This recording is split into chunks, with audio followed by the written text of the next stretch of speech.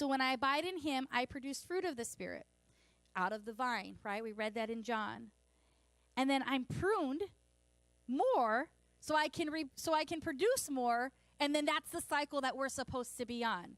I abide, I produce fruit. As I begin to produce fruit, I am pruned. As I'm pruned, I come back in, and it's a cycle of life. And as that cycle begins to happen, then people begin to see the goodness of God. They begin to experience the goodness of God, because I'm not sourced out of Suzie.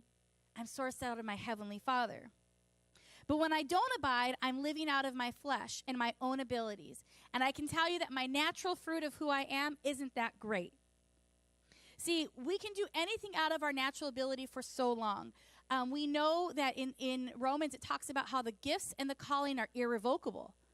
So that means that I can naturally walk and just be who I am and how I feel. And some days you're going to get something really maybe good and great and kindness and gracious. Some days you're going to get maybe snippy and sour and complaining, right? It just kind of can depend on the day if I live out of my flesh, because my gifts and the calling are irrevocable. Your gifts and your calling are irrevocable. And what he desires to do is for you to be sourced and abiding in him.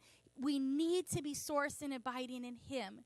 Because what we need are not more opinions or thoughts. We need to hear what he's saying, because as we hear what he's saying, we can bring his redemption and goodness into situations. But if we're just abiding and walking in our situations and how we feel and what feels good and what doesn't feel good, or how we were hurt or now we were hurt, we end up walking out in our flesh.